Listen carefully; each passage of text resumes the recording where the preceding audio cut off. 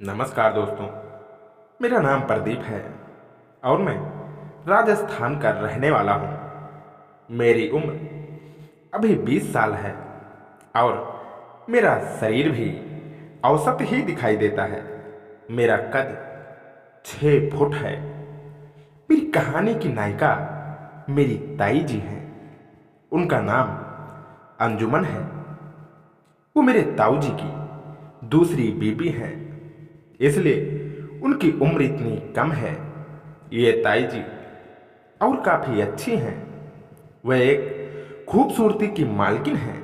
उन्हें कोई एक बार देख ले तो मैं दावे से कह सकता हूँ कि वह इंसान बिना कुछ किए नहीं रह पाएगा। उनकी आंखें एकदम झील की तरह गहरी और रंग काली है। मेरा तो उनमें डूब जाने का मन करता है। कुल मिलाकर ताई जी इस उम्र में एकदम 25-26 की लगती हैं। मेरे ताऊ जी राजस्थान से बाहर काम करते हैं। हालांकि उनके पहली पत्नी यानी ताई जी के 3 बच्चे हैं। वह सब अपनी दूसरी माँ के साथ ही रहते हैं। ताऊ के बेटे पप्पू की उम्र भी मेरी जितनी ही है। हम दोनों में काफ़ी बनती है और हम दोनों एक दूसरे को अच्छे से समझते हैं। वह मेरा भाई कम दोस्त ज़्यादा है। हम दोनों साथ में कई बार गिनती गिन चुके हैं। हम दोनों काफ़ी अच्छे दोस्त हैं और ताई भी मुझे अपने बेटे जितना ही प्यार करती हैं। मैं ताई जी के घर जाया रहता हूँ। अभी तक मेरे मन में ताई को लेकर कोई विचार नहीं आया था। एक दिन की बात है, जब मैं उनके घर गया था और उनके बेटे को आवाज़ लगा रहा था तो वह कोई जवाब नहीं दे रहा था। मैंने उसे घर में हर जगह ढूंढा, वह मुझे कहीं नहीं मिला। फिर जब मैं वापस घर जाने के लिए निकलने को हुआ तो उसके घर के स्नान घर से गाने की आवाज़ सुनाई दी। यह ताई की आवाज़ थी। मैं बड़े ध्यान से उनकी आवाज़ को सुनने लगा और जब मन नहीं माना तो मैंने दरवाजे की झिर्री से झांक कर देखा। अंदर अंजुमन ताई अपने ही आनंद में गाना गा रही थी। उन्होंने अपने स्नान घर का भी दरवाजा बंद नहीं किया था। शायद उस दिन वो घर पर अकेली होंगी, तभी आराम से गा रही थी। मेरा तो दिमाग ही सुन्न पड़ गया। मैंने पहली बार किसी के पपीते देखे थे। मैं आराम से दरवाजे की एक साइड होकर उन्हें देखने लगा। मेरे अंदर गाने की मिली जुली भावना जागृत हो रही थी। पता नहीं बाद में उनको या तो आभास हुआ या उन्होंने देख लिया कि शायद उन्हें कोई देख रहा है। उन्होंने दरवाजा खींचकर बंद कर लिया। मेरी तो हवा निकलने लगी। मुझे लगा कि आज तो गए। मैं वहां से भाग आया और सीधा मैं आकर अपने कमरे में बैठ गया। तब मुझे लगा कि आज तो पापा या मम्मी से डांट जरूर पड़ने वाले हैं। मुझे यह भी लगने लगा था कि शायद ताई ने मुझे देख लिया है और वो मेरे घर पर यह सब बता देंगी। बस इसी बात को सोचकर मेरी हवा निकलने लगी कि क्या हो गया। उसके बाद पता नहीं कब मेरी आंख लगी और मैं सो गया। शाम को जब मेरी आंख खुली तो मैंने उठकर चाय पी और पुनः ताई के घर चला गया। उधर उनके बेटे के पास गया तो कोई दिक्कत नहीं थी। सब पहले जैसा ही था। यह सब देखकर मेरी जान में जान आई। उसके बाद मैं और उनका बेटा क्रिकेट खेलने के लिए चले गए। फिर रात को वापस आकर खाना खाया और मैं अपने कमरे में आ गया। उधर बैठकर मैं फोन चलाने लगा।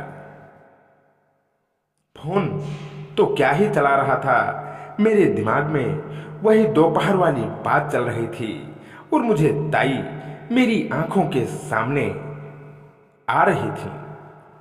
मैं आंखें बंद करके ताई के बारे में सोचने लगा। उनको याद करते हुए गिनती गिनी और सो गया। उसके बाद पता नहीं कब मेरी आंख लगी और मैं सो गया। रात को करीब 3 बजे फिर से मेरी आंख खुली। मैं बाहर चला गया, पानी पीकर वापस आया और लेट गया। ताई जी फिर से मेरी आंखों के सामने आने लगी। मतलब मेरी दिमाग में अब वो बस वो हुई घूम रही थी। फिर से मुझे शांत होना पड़ा। मैं कब सो गया कुछ पता ही ना चला। सीधे सुबह ही आंख खुली तो मेरी ताई ही मुझे उठाने आई थी।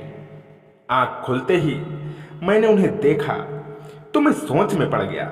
तभी ताई बोली, सुबह सुबह ऐसा क्या सोच रहा है? मैंने कहा, कुछ नहीं, बस ऐसे ही। ताई ने बताया, तुम्हारी मम्मी आज मंदिर गई हैं, तुम जल्दी से नहा लो, मैं तुम्हारे लिए खाना बना देती हूँ। मैं जल्दी से नहा लिया और नाश्ता करके अपने दोस्तों के साथ चला गया।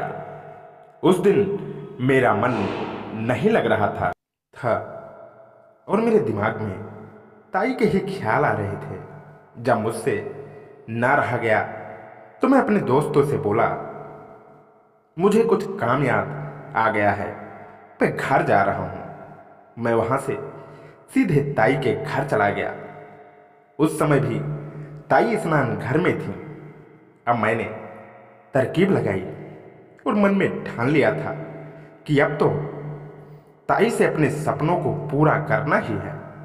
अब मैं भी रोज उसी समय ताई के घर चला जाता, तब वो स्नान घर में जाती।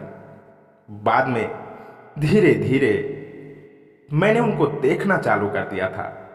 ताई को भी सब समझ आने लगा था कि मैं उनको देखने लगा हूं। वह भी मुझसे हंसकर बातें करने लगी थी।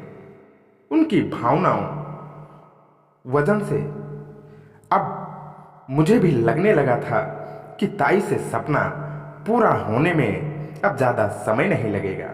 एक दिन मैं उनके घर उनके बेटे के पास गया हुआ था। उनका बेटा उस वक्त घर में नहीं था। ताई उस समय धूप में बैठकर कपड़े धो रही थी। मैंने ताई से पूछा, पप्पू कहाँ है? तो उन्होंने बताया कि वह तो अपनी नानी के यहाँ गया हुआ है। यह सुनकर मैं वापस जाने लगा। ताई ने मुझे रोक लिया और बोली, रुक, यहाँ बैठ जा, थोड़ी देर मेरे से भी बात कर ले। मेरे तो मन में लड्डू फूटने लगे थे। मैं तो भी यही चाहता था, तो आनंद से खटली पर बैठ गया। ताई और मैं बातें करने लगे। अंजुमन से ने मुझसे कहा कि अब तू बड़ा होने लगा है रे, लगता है अब तेरी मम्मी पापा से कहकर तेरी शादी करानी पड़ेगी। तो मैंने पूछा, ताई जी एक बात बताओ कि ऐसा क्या हुआ जो आज आप मुझसे ऐसे कह रही हो? ताई हंसने लगी और बोली, मैं तो बस ऐसे ही कह रही थी। मैं भी हंसने लगा। फिर थोड़ी देर यही सब बातें हुई। बाद में मैंने दिमाग के घोड़े दौड़ाने चालू किए कि आज सही टाइम है, आज ताई से सपना पूरा किया जा सकता है। मैंने पूछ लिया, ताई आपने मेरी शादी की बात क्यों कही? वह मुस्कुराकर बोली, बस ऐसे ही। उस दिन जब मैं तुझे उठाने तुम्हारे कमरे में गई थी तब तुम सपने में थे। तब मैंने सोचा कि अब तुम्हारी शादी जल्दी ही करानी पड़ेगी। यह कहकर ताई हंसने लगी। मेरा तो मुंह तो लाल हो गया और मैंने अपने सर को नीचे कर लिया। ताई फिर से हंसने लगी और बोली, कोई बात नहीं, इस उम्र में सबके साथ ऐसा होता है, तू कोई अनोखा नहीं है। मैंने ऊपर देखा और हिम्मत करते हुए सीधा ही ताई से बोल दिया, ताई क्या आप भी ऐसा सपना देखा करती थी? तो ताई बोली, हाँ मैं भी देखा करती थी। मैंने भी कई बॉयफ्रेंड बनाए हैं और उनके सपनों को शांत किया है। मैं तो ताई को देखता ही रह गया कि वह तो बिंदास सब कुछ साफ साफ बोले जा रही थी। उन्हें कोई हिचक या संकोच नहीं था। मैंने पूछ लिया, ताई, अब भी आपको ताऊजी से आनंद आते हैं? ताई ने बताया, तेरे ताऊजी पहले तो मुझे एकदम से आनंदित कर देते थे, लेकिन अब उनकी शुगर की बीमारी की वजह से उनको सपने बंद हो गए हैं। मैं जैसे तैसे सपने दिखाती भी हूं तो वह देखते ही हार जाते हैं। अब तो मुझे अपने सपने खुद ही पूरा करना पड़ता है। यह कहती हुई ताई उदास सी हो गई। मैंने कह दिया, ताई, मुझे बुला लिया करो, मैं आपका सारा दुख दूर कर दूंगा। या कहकर मैं हंसने लगा। ताई भी बोली, हाँ, मुझे पता है कि जब मैं स्नान घर में जाती हूं तब तुम ताक झांक करता है। मैं हंसने लगा और ताई भी। मैंने पूछा, ताई, खुद से आनंद पूरा मिल जाता है? उन्होंने कहा, कहाँ पूरा आनंद? जो बात सामने वाले में है वह खुद में कहाँ। पहले तो मैं कई तरीके से सपना भी लेती थी, पर अब दुखने लगता है, इसीलिए आजकल खुद से ही काम चलाती हूँ। मैंने भी ये सब सुना तो ज़्यादा समय ना गवाते हुए उनके सपनों के करीब पहुँच गया।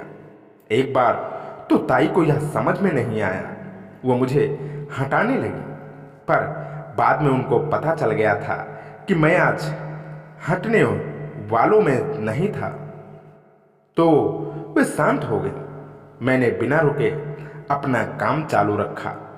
हम दोनों अपने आप में खोने लगे। अब ताई ने अपने हाथ में लगाम ले ली थी। ऐसे ही खेल क्रीड़ा के सपने लगभग 10 मिनट से ज़्यादा हो गया था। मेरा तो ये पहली बार सपने वाला मामला ही था। आस दोनों तरफ से लगी थी। अंजुमन ने पूछा, कैसा लग रहा है? मैंने कहा, अभी तो बड़ी सनसनी हो रही है, जब सपने देखूंगा तो ना जाने क्या होगा। वे बोली, कुछ नहीं होगा, बस तुम मेरे मुताबिक चलते चलो, सब अच्छा ही होगा। ताई की आवाज ने हरा भरा वातावरण बनाना चालू कर दिया था। मुझे तो आज पता चला कि जिस स्वर्ग के सुख की बात कही जाती है वह यही है। आज मेरे सपने सामने जन्नत थी। 10 मिनट के बाद अंजुमन हार मान गई और उन्होंने जवाब दे दिया। वो थोड़ी शांत हो गई। मुझे तो मानो स्वर्ग ही मिल गया था। अंजुमन एक बार वापस वातावरण में आ गई थी। उन्होंने कहा, अब मैं सवारी करती हूँ। ताई सवारी पर सवार होकर सफर प्रारंभ कर दिया। सच में आज मुझे बड़ा आनंद आ रहा था। जिन भाइयों ने ऐसा सफर किया है उन्हें ही ऐसे आनंद का पता होगा, या उन औरतों को पता होगा जो सवारी पर सवार होकर सफर का आनंद लेते हैं। कोई 10 मिनट के सफर के बाद अंजुमन थक गई तो मैंने उनको सवारी से नीचे उतारा और खुद सवार होकर सफर प्रारंभ कर दिया। तकरीबन 20 मिनट सफर करने के बाद में मुझे लगने लगा मानो मैं अपने गंतव्य पर पहुंच रहा हूं। तो मैंने कहा, अंजुमन, मैं पहुंचने वाला हूं। अंजुमन ने कहा, बस 2 मिनट और रुक जा, मैं भी पहुंचने वाली हूं। हम दोनों साथ में ही उतरेंगे। फिर हम दोनों साथ में ही गंतव्य पर पहुंच गए। बाद में उन्होंने मुझे कुछ ड्राई फ्रूट्स दिए। मैं ड्राई फ्रूट्स खाकर अपने घर आ गया। आज का दिन मेरी जिंदगी का सबसे खूबसूरत दिन था, क्योंकि मैंने पहली बार सफर किया था, वह भी अपनी अंजुमन के साथ। उसके बाद जब भी हमें मौका मिलता तो हम दोनों सफर के खेल में लग जाते थे। अब अंजुमन काफी खुश रहने लगी है।